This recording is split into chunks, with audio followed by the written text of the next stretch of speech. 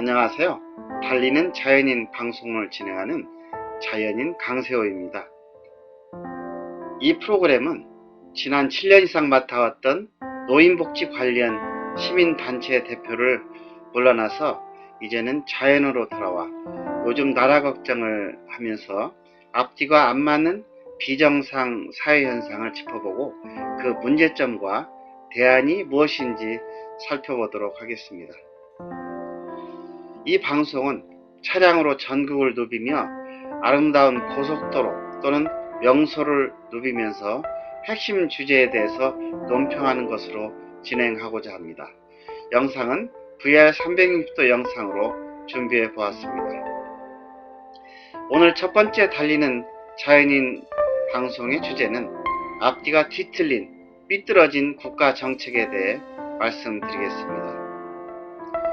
아마 여러분도 잘 아시다시피 지난해 10월부터 사립 유치원 문제나 민간 장교양기관 등에 대해서 논란이 많은 것을 잘 알고 계실 것입니다. 이 논란은 사실 어제 오늘 일이 아닙니다. 벌써 수년 전부터 우리 사회의 갈등을 유발한 큰 문제였습니다. 이제는 사회적으로 그 문제에 대한 마무리를 하는 시점에 그동안 감춰진 부조리가 폭발한 것으로 보입니다. 이 문제는 물론 문재인 대통령 시절에 새로 등장한 것이 아니고 이명박 대통령 시절에도 있었고 박근혜 대통령 시절에도 존재했습니다. 이 말의 뜻은 정권의 문제가 아니고 보건복지부가 추진하는 근본적인 사회주의적 복지 정책으로부터 비롯된다는 사실입니다. 앞뒤가 뒤틀린 삐뚤어진 복지정책의 사례를 민간 장교양기관의 경우를 들어 한번 쉽게 살펴보도록 하겠습니다. 원래 노인복지를 포함한 장교양 사업은 국가가 해야 할 기본 책무입니다.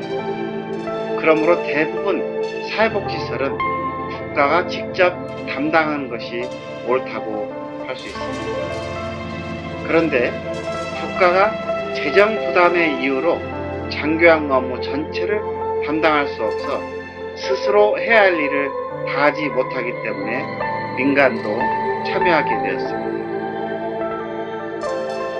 그런데 국가가 담당하는 공적 장교양기관은 국가가 시설 설치를 위한 대지와 건축, 설비 비용, 그리고 인건비의 일부를 보조금의 성격으로 부담하기도 합니다. 이에 더하여 운영비를 급여수가를 통해 지급합니다. 그렇지만 개인이 운영하는 민간 장교양기관의 경우 시설의 설치에 필요한 대지 구입과 건축, 설비 비용 등을 국가로부터 보조금으로 직접 받지 않고 개인의 자산을 통해 조달한다고 하는 특징이 있습니다. 국가에서는 서비스를 먼저 제공하고 후에 받는 급여 수가만 제공합니다. 이 사례에서 보았듯이 공적 장교양기관과 민간 장교양기관이 분명히 국가가 지원하는 보조금과 공적 자금에 차이가 존재한다고 하는 것을 잊으시면 안 됩니다. 주목하셔야 됩니다. 그런데 지금까지 보건복지부는 이러한 차이가 있음에도 불구하고 이 두 가지 공익, 민간 형태를 구분하지 않고 공익법인에 적용하는 국가나 지방자치단체로부터 보조금을 받고 있는 공익적 사회복지법인에게 적용하는 사회복지법인 재무규칙을 민간 장교양기관에게 강제로 적용하는 법을 만들어 시행하고 있다는 것이 가장 큰 혼란의 근원이라고 봅니다. 그러다 보니 민간 장교양기관의 경우도 사립유치원의 경우와 같이 시설 설치에 소요되는 비용에 대한 인정을 전혀 받고 있지 않는 것입니다.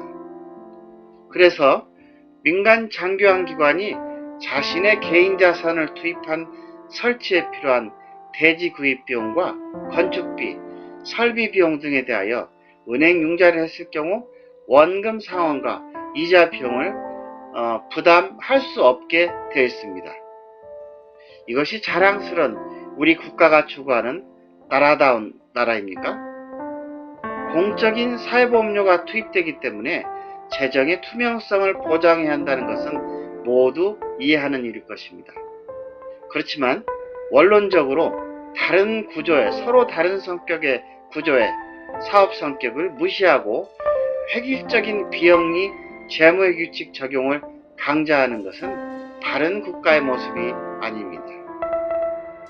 사립유치원이나 민간 장기환기관의 경우 이러한 불공정 거래를 국가가 해소해 주기를 바라는 착한 소망을 담은 몸짓임을 이해하시고 꼭 이 문제를 해결하셔야 할 것입니다.